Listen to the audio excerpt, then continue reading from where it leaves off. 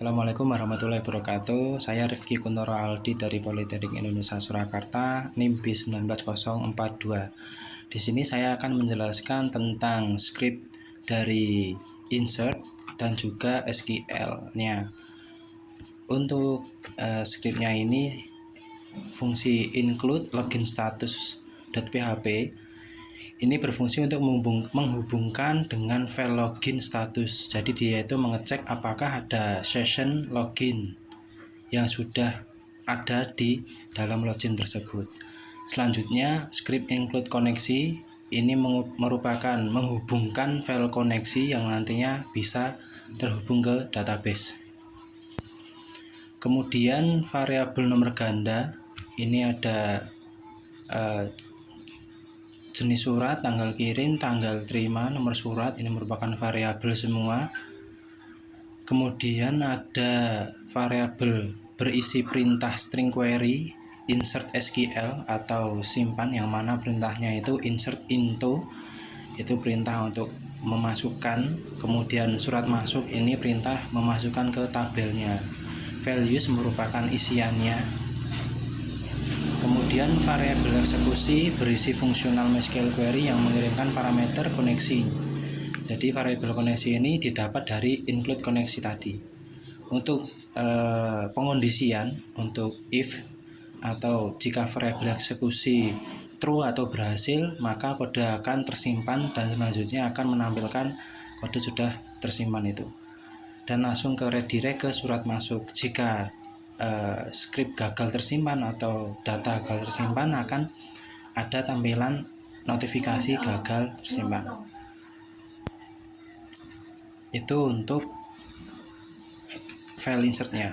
Adapun untuk file query-nya, yang pertama create tabel buku yang berisikan list antara lain ID buku dengan tipe data varchar. Untuk jumlah karakternya ada 5 dengan atribut not null. Artinya ini tidak boleh kosong, harus diisi. Kemudian judul dengan tipe data varchar untuk jumlah karakternya 50 dengan atribut non null juga harus diisi. Kemudian ada no ISBN, penulis, penerbit, tahun, kemudian harga jual, itu semuanya ini not null, jadi harus diisi, tidak boleh kosong. Selanjutnya create tabel kasir yang berisi list antara lain ID kasir dengan tipe data varchar, jumlah karakternya 5, ini juga not null. Kemudian nama dengan tipe data varchar juga. Kemudian di sini ada alamat, nomor telepon, status, username dan password. Akses ya dengan tipe data int, jumlah karakternya 1, atributnya not null. Untuk create tabel penjualan yang berisi antara lain ada ID penjualan, ID buku, ID kasir, jumlah, total, tanggal, kemudian ini juga not null juga, semuanya itu not null, harus diisi. Ada beberapa jumlah karakter seperti di ID penjualan ini mempunyai karakter 20, tipe datanya varchar. Untuk jumlah tipe datanya yaitu int karena angka. Kemudian total dengan tipe data desimal. Setelah itu kode create dieksekusi selanjutnya. Kemudian ada alter tabel buku untuk memodifikasi tabel buku. Add primary key ID buku untuk menambahkan primary key pada ID buku. Kemudian alter tabel kasir untuk memodifikasi tabel kasir. Ini add primary key ID kasir untuk menambahkan primary key-nya.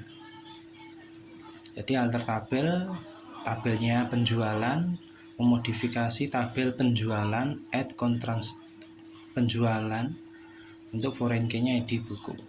Untuk menambahkan foreign key yaitu reference buku ID buku.